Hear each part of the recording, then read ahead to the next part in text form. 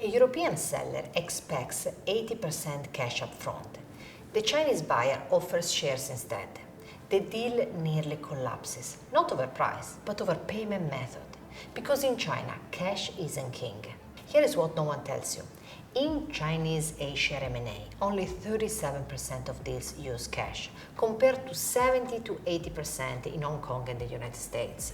Chinese buyers prefer share consideration.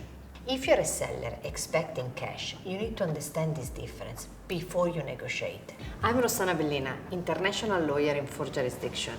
This is China from the Inside, where global strategy meets local reality. We're talking about a cross-border acquisition where the buyer is Chinese.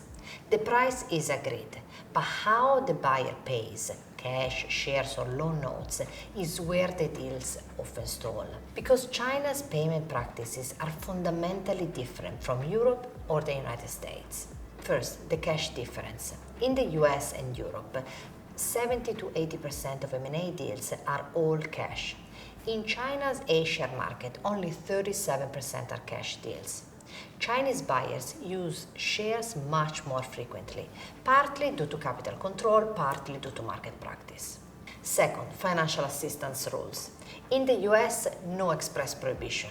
In the UK, private companies have been free to give financial assistance since 2008. But in China, listed companies cannot provide financial assistance to acquirers at all.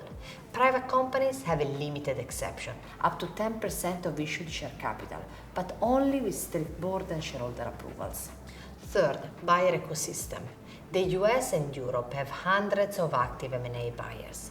China has several dozen. Fewer buyers means less competition for targets, but also fewer exit options for sellers.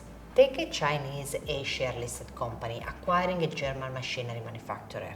The German seller wants 80% cash up front, standard in Europe. The Chinese buyer prefers share considerations, standard in China. The German seller thinks the buyer lacks fund. The Chinese buyer thinks the seller doesn't understand the market practice. The deal stalls for 3 months, not over valuation, but over payment method.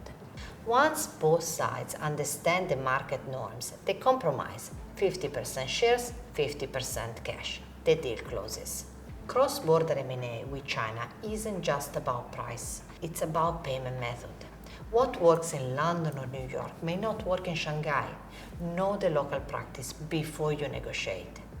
The question isn't whether the Chinese buyer can pay, it's whether you have aligned your payment expectations with China's market reality.